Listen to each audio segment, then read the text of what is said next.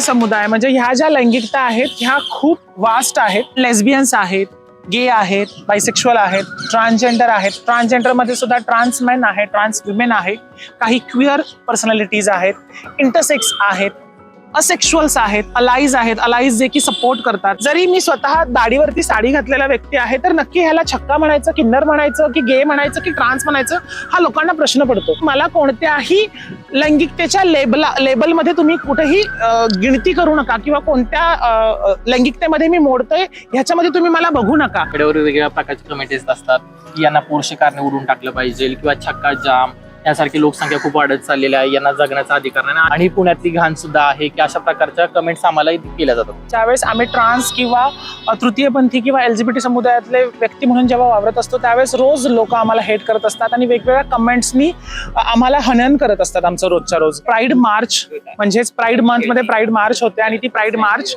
6वी pride March ही mist LGBT फाउंडेशननी आयोजित केली होती कोरेगाव पार्क्सच्या लेन्समध्ये. तसं वर्ल्ड वाईड जर बघायला गेलं तर आज 56वी प्राईड वॉक आहे. ट्रान्सजेंडर ऍक्ट 2026 हा अगदीच चुकीचा आणि तृतीयपंथीयांच्या अस्तित्वाला घाला घालणारा आहे.